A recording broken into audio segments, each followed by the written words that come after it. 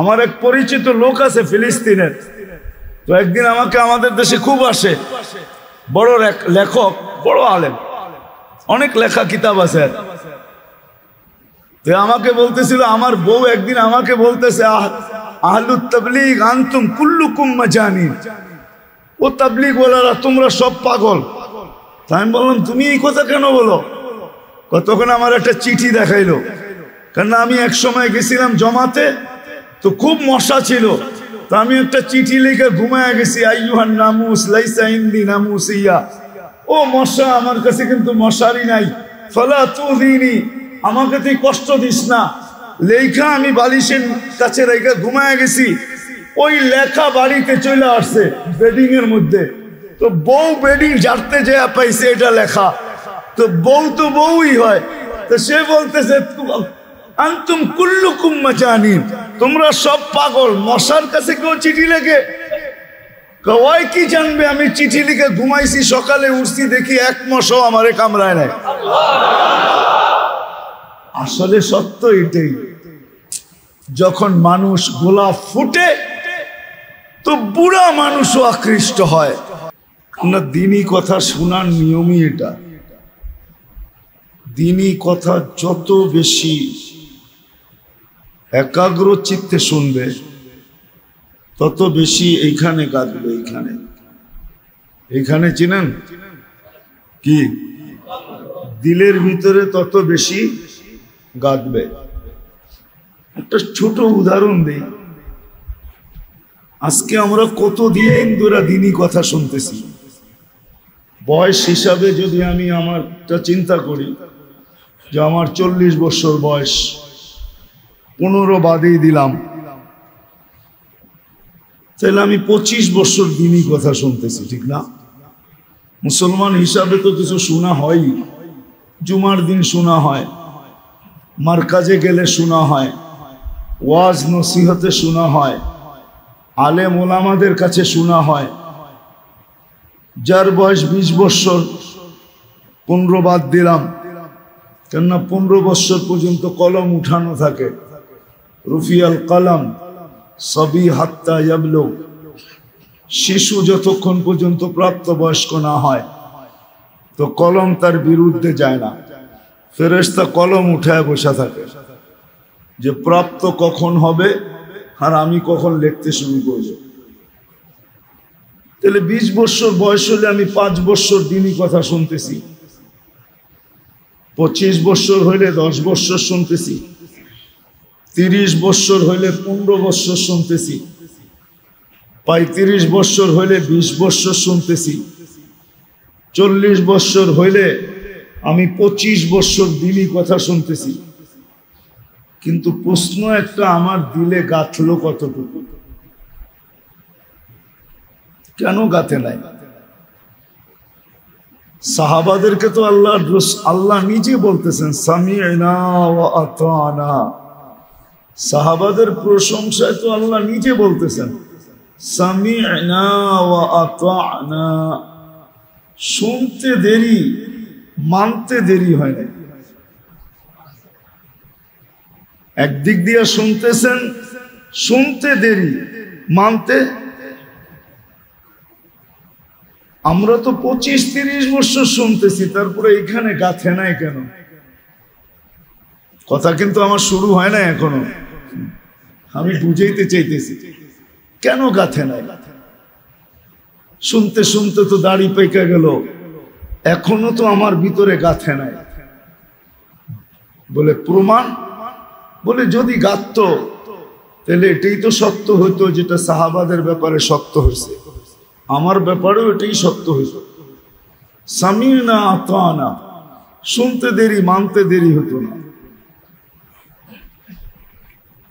আর এটাই সত্য যেটা দিলে গাঁথে, ওটার জন্য সবকিছু বিসর্জন দেওয়া সহজ হয়। প্রমাণ 2-4টা দেওয়া যাবে, যখন দিলে গাইথা যায় এর জন্য সব বিসর্জন দেওয়া সহজ হয়। যার দিলে বিদেশ গাইথা গেছে যে আমি বিদেশ যাব, ও বাপের বিটা বেচতেও রাজি। হ্যাঁ, কি বলেন? রাজি তো? হ্যাঁ, ও কিভাবে যে বিদেশ যাইতে দেরি, এরকম 20 বিটা কিনতে কোনো দেরি হবে না, কিন্তু গ্যারান্টি তো নাই যে বিদেশ গেলেই কপাল খুলবে। কত মানুষই তো বিদেশ যায় কপাল খোলে নাই, ঠিক না? না নাই, খোলে নাই, গ্যারান্টি নাই। কিন্তু এইখানে গাইথা গেছে, করার কি? এখানে গাইথা গেছে, করার কি? উর্দুতে একটা প্রবাদ বাক্য আছে, কয় দিল লাগি দেওয়ার সে পরি কিয়া চিজ হ্যায়। দিলে বৈশা গেছে দেওয়াল, দেওয়ার বৈশা গেছে দিলে, দেওয়াল বৈশা গেছে দিলে। এখন পরি দেখাইলেও কোনো কাজ হবে না। ও বললে মোহাব্বত তো এর সাথে হয়েছে, তুই পরি দেখায় কি লাভ? দিল তো এটা গাইথা গেছে, ঠিক না? কারণ হইল মেরে দোস্ত, আজকে এত বৎসর শুনতেছি, অথবা সাহাবা ইকরাম বেশি শুনতেন না। হাদিস আছে, উলামা ইকরাম আছে, উলামা ইকরামের এটা মজমা, ওনারা আয়োজক।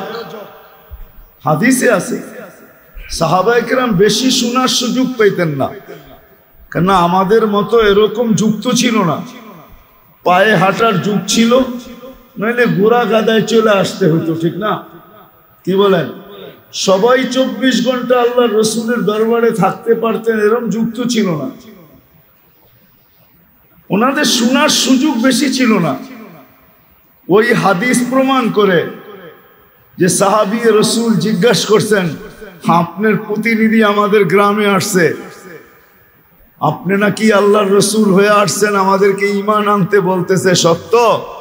বলছে হ্যাঁ, ঈমান আনতে বলতেছে। বলছে সত্য, ঈমান আনো। তো ঈমান বলছে, তারপরে আপনার প্রতিনিধি বলতেছে ঈমানের পরে নামাজ পড়তে হবে, এটা কি সত্য? তো বলছে বিলকুল সত্য। বলছে আপনার প্রতিনিধি বলছে যাকাত দিতে হবে, এটা কি সত্য? বলছে হ্যাঁ, এটাও সত্য।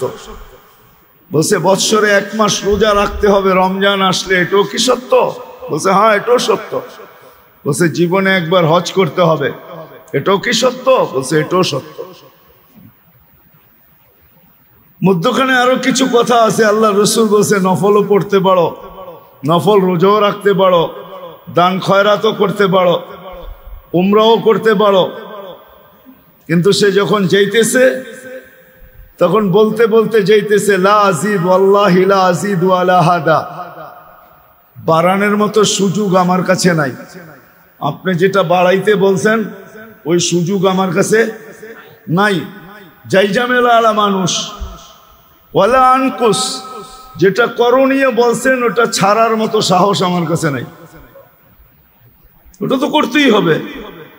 আল্লাহ রসুল বলছে জান্নাতি দেখতে চাও? তো বলছে কার মনে না চায়, এটাই জান্নাতি। আমার মনে হয় হাদিসে আর নাই কথা। আমি জানি না উনি আর জীবনে কোনোদিন আল্লাহ রসুলকে দেখছেন কিনা, আল্লাহু আলাম, আল্লাহ জানেন আর জীবনে কতদিন দেখছেন। ওনাদের বেশি শোনার সুযোগ ছিল না। আমরা তো সারাদিন শুনি, মিডিয়া আইসা তো আরো বেশি শুনি, ঠিক না? কি বলেন? সারাদিন ইয়ারফোন কালে লাগায় শুনতেছে, কিন্তু এইখানে গাথে নাই কেন? কারণ হলো মেরে দোস্ত, শোনার হক আদায় হয় না, এই জন্য এইখানে গাথে নাই। শোনার হক যদি আদায় হইতো তাহলে একদিনের শোনা যথেষ্ট ছিল। একদিনের শোনা যথেষ্ট ছিল। ইব্রাহিম ইবনে আদহাম রহমতুল্লাহ আলাইহির জীবনী যদি দেখেন তাহলে একদিনের শোনাই, কিন্তু এক মুহূর্তের শোনা, কিন্তু শোনার হক আদায় করছে ইব্রাহিম ইবনে আদহাম। রাত্রের বেলা রাজপ্রাসাদের উপরে কারো চলার আওয়াজ শুনতেছে, তো চকিদারকে পাঠাইছে, আমার রাজপ্রাসাদের উপরে রাত্রে হাঁটে কে? তো যে দেখে একজন হাঁটতেছে, বলছে ডাকে তোমাকে নিচে। তো যাওয়ার পরে বলছে তুমি ছাদে ঢুকলে কি করে, আর আসলেই বা কেন? উঠ হারায় গেছে। কি উঠ হারায় গেছে? মাথা নষ্ট। উঠ তো টুকাবি বেটা জঙ্গলে, আর নাইলে মরুভূমিতে তুই আমার রাজপ্রাসাদের ছাদে উঠু কাজ কি কইরা? মাথা আমার নষ্ট না, আপনারটাই নষ্ট। তো বলছে আমারটা নষ্ট কি কইরা? কেননা ওই যুগের রাজা বাদশাহ প্রতাপশালী হইল আদবওয়ালা ছিলেন, বেয়াদব ছিলেন না। কি ছিলেন? আদবওয়ালা ছিলেন, বেয়াদব ছিলেন না। আর আদবওয়ালা না হওয়ার কারণ একটু পরে শোনাবো, এখন শোনাবো না, এটা মনে রাখেন, একটু পরে শোনাবো। আদবওয়ালা ছিলেন। তো বলছে আমার মাথা নষ্ট মানি, আমি যদি ছাদে উঠ না পাই, তুই রাজপ্রাসাদে বসে আল্লাহ পাবি কি করে বল? আমি যদি ছাদে উঠ না পাই, তো তুমি রাজপ্রাসাদে বসে আল্লাহ পাবে কি করে বলো আমাকে? বাস তার ছিঁড়া গেছে। সকালবেলা ছেড়া দিছে রাজপ্রাসাদ, ইব্রাহিম ইবনে আদহাম বালখের বাদশাহী। এখন রাত্রে কাটে মরুতে, দিন কাটে জঙ্গলে। রাত্র কাটে জঙ্গলে, দিন কাটে মরুতে। বহুত দিন বলখ বাদশাবিহীন ছিল। যায়া সবাই ধরছেন, চলো না, প্রজা হিসাবে তো আমরা খারাপ ছিলাম না, রাজা হিসাবেও তুমি আমাদের খারাপ ছিল না, তুমিও ভালো আমরাও ভালো, কেন এই ফকিরি গ্রহণ করলে, রাজপ্রাসাদ ছেড়া দিলে? আমরা তো অপেক্ষায় আছি এখনো যে তুমি হয়তো ফিরে আসবে। তো ইব্রাহিম হাসে আর বলে, বড়টা পায়ে গেছি, এখন আর ছোটটায় যাব না।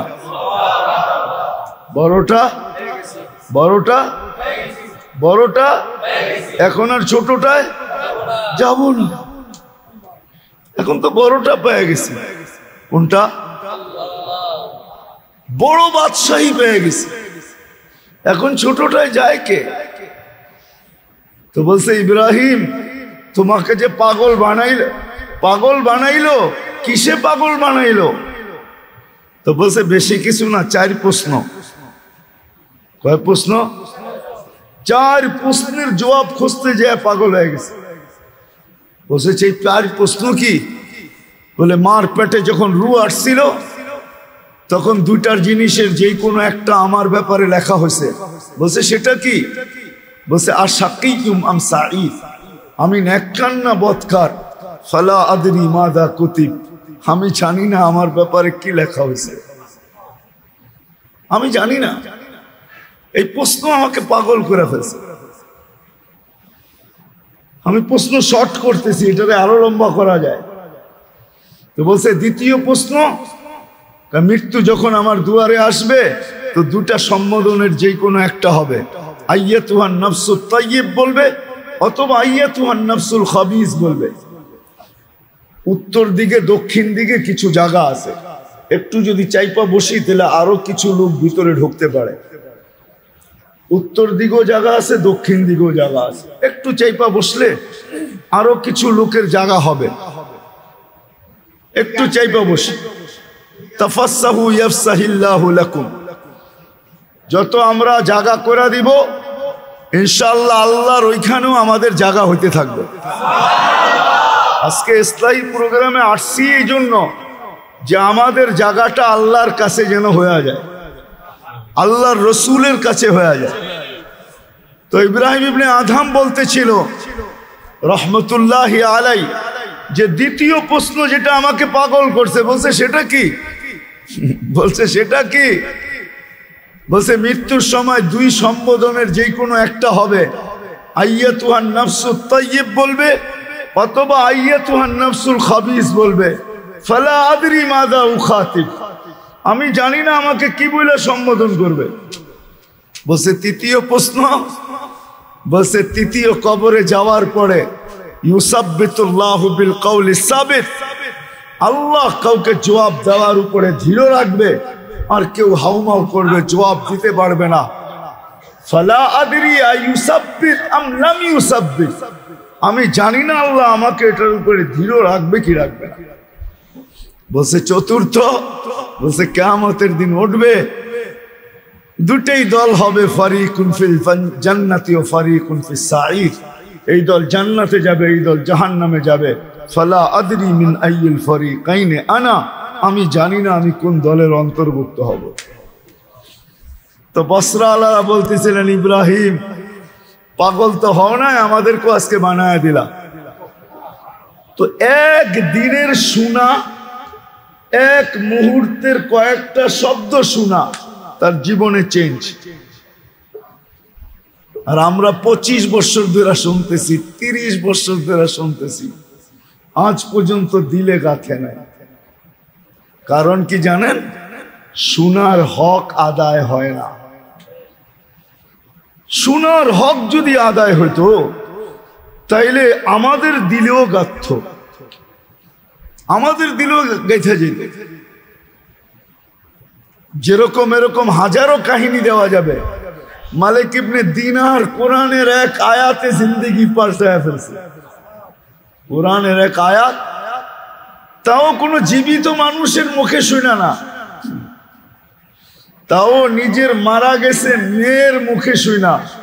যেই মেয়ে মারা গেছে ওই মেয়ের কাছ থেকে শুনছে, বাবা এখনো কি সময় আসে নাই যে মোমেন ফিরে আসবে?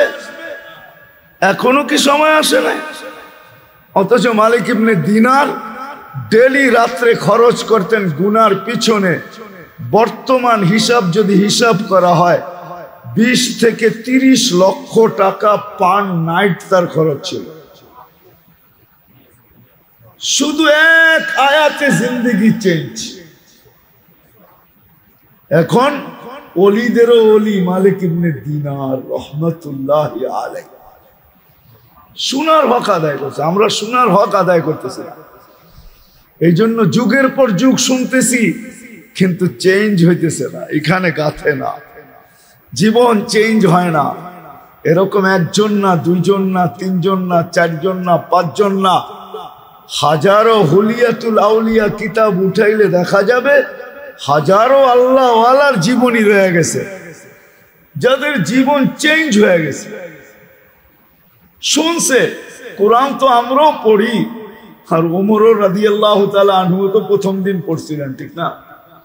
কি কোরআন তো আমরাও পড়ি, ঠিক না? আর ওমর রাদিয়াল্লাহু তাআলা আনহু তুমি পড়ছিলেন, ঠিক না?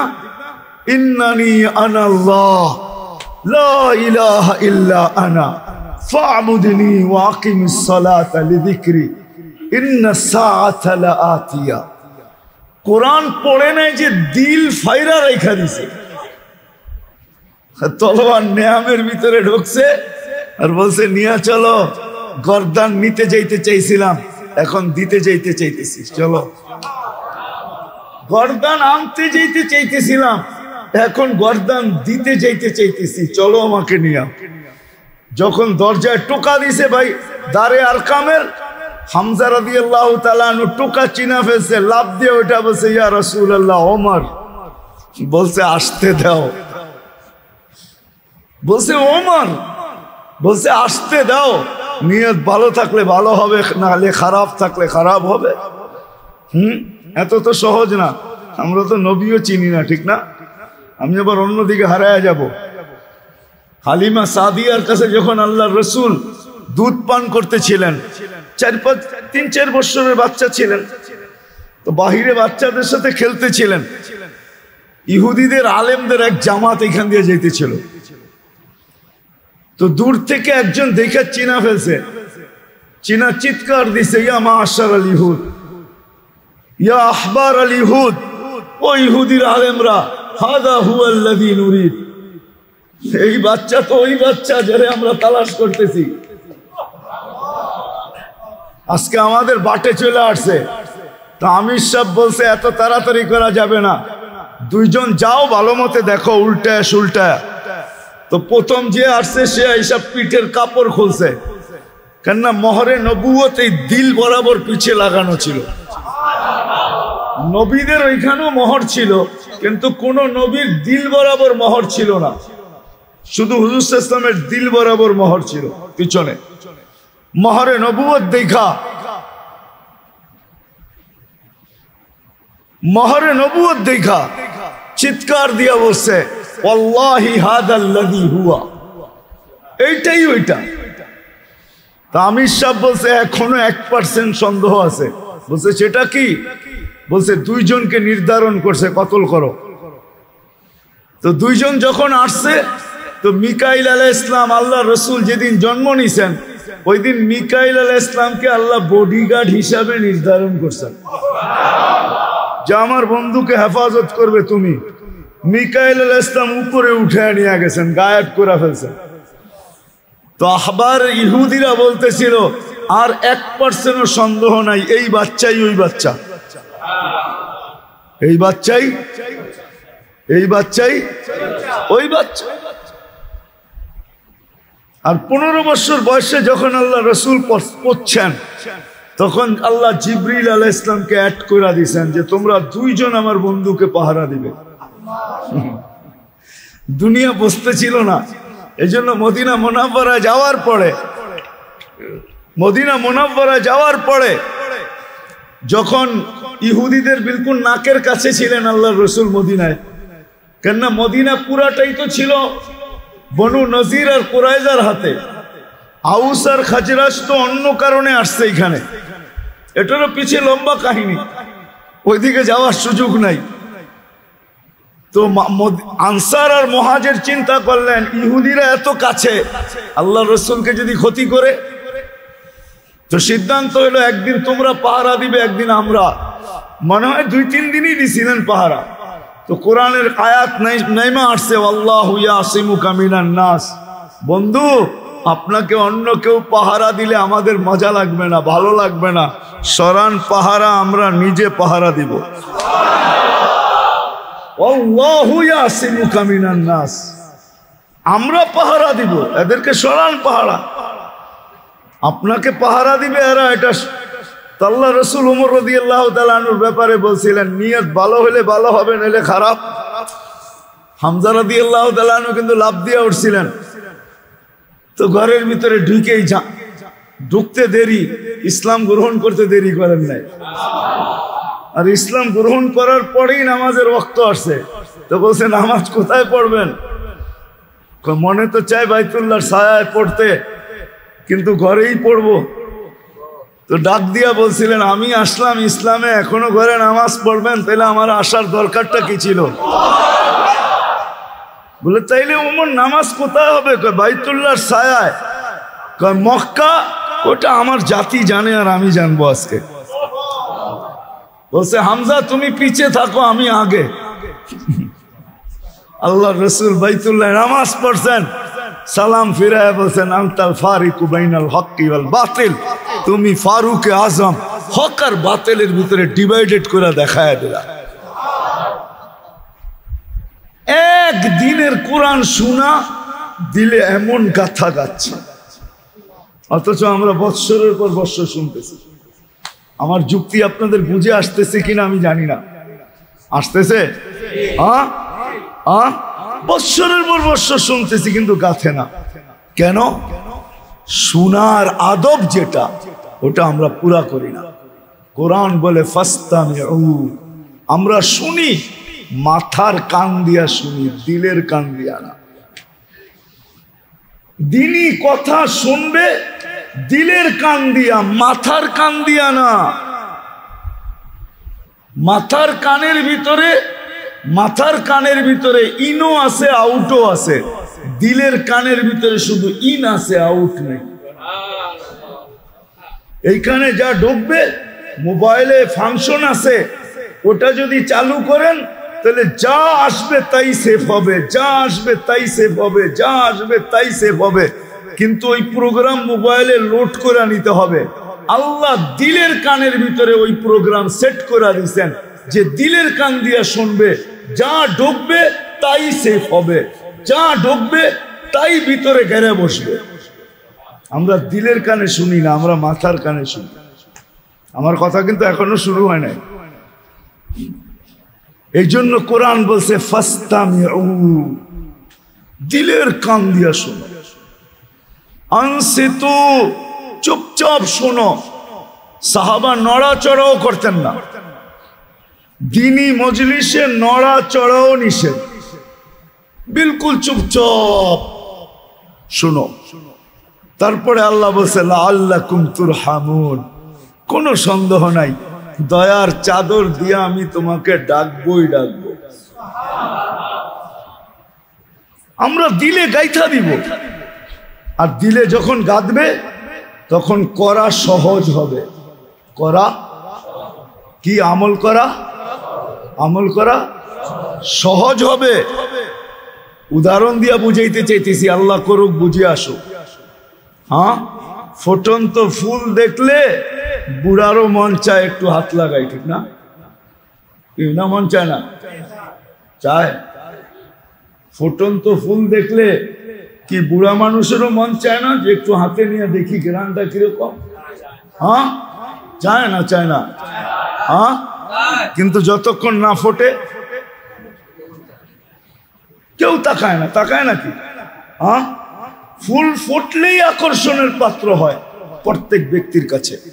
যখন আমল জিন্দেগিতে আসবে, রব্বে কাবার কসম, ফুল তো মানুষের কাছে আকর্ষণের পাত্র হয়, ফল তো মানুষের কাছে আকর্ষণের পাত্র হয়।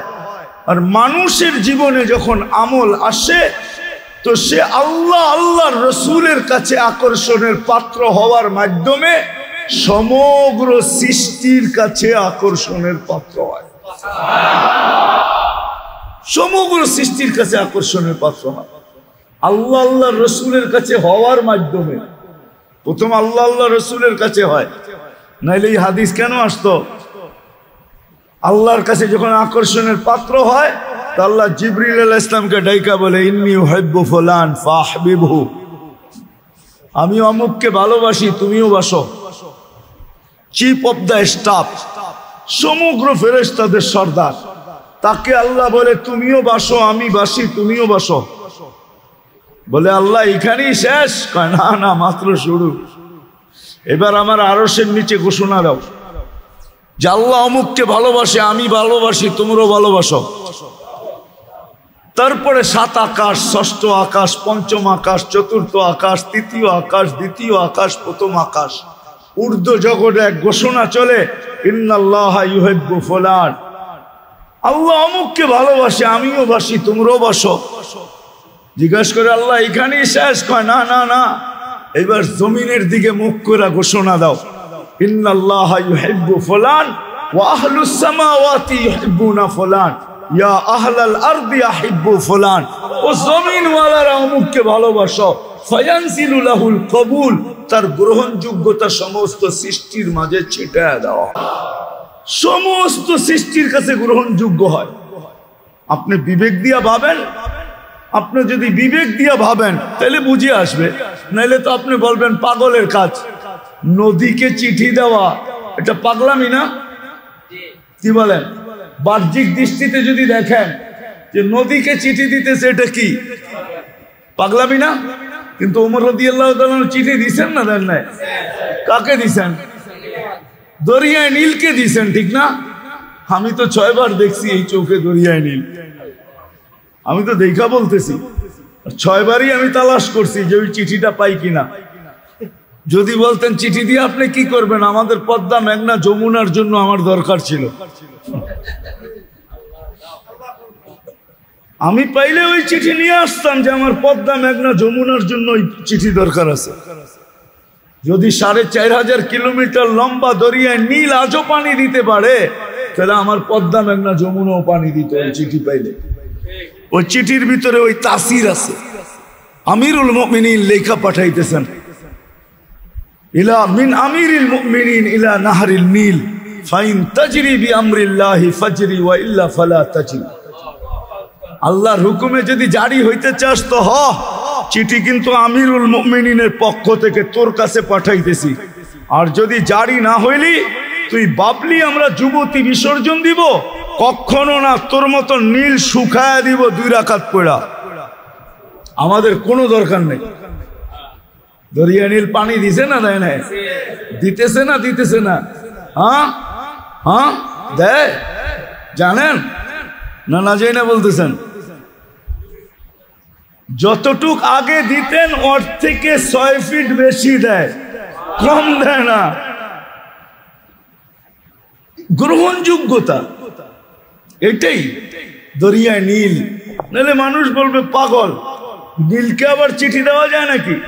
দরিয়ায় নীলকে। আমার এক পরিচিত লোক আছে ফিলিস্তিনের, তো একদিন আমাকে আমাদের দেশে খুব আসে বড় লেখক, বড় আলেম, অনেক লেখা কিতাব আছে। তো আমাকে বলতেছিল, আমার বউ একদিন আমাকে বলতেছে, আহলুত তাবলীগ আনতুম কুল্লুকুম মাজানিন, ও তাবলীগ ওয়ালারা তোমরা সব পাগল। তাই আমি বললাম তুমি এই কথা কেন বলো? তখন আমার একটা চিঠি দেখাইলো, কারণ আমি এক সময় গেছিলাম জমাতে, তো খুব মশা ছিল, তো আমি একটা চিঠি লিখে ঘুমায় গেছি, আইয়ুহান নামুস লাইসা ইনদি নামুসিয়া, ও মশা আমার কাছে কিন্তু মশারি নাই, ফালা তুযিনি, আমাকে তুই কষ্ট দিস না। লেখা আমি বালিশের কাছে রেখে ঘুমায় গেছি, ওই লেখা বাড়িতে চলে আসছে বেডিং এর মধ্যে। তো বউ বেডিং ঝাড়তে যায় পাইছে এটা লেখা, তো বউ তো বউই হয়।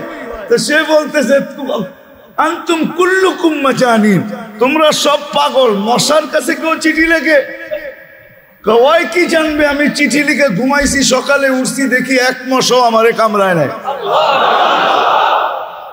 আসলে সত্য এটাই, যখন মানুষ গোলাপ ফুটে তো বুড়া মানুষও আকৃষ্ট হয়। আমল যখন জিন্দেগিতে আসে, ওই ব্যক্তি আল্লাহর কাছে, আল্লাহর রসুলের কাছে আকর্ষণের পাত্র হওয়ার মাধ্যমে সমগ্র সৃষ্টির কাছে আকর্ষণের পাত্র হয়। সবার কাছে সে আকর্ষণের পাত্র হয়।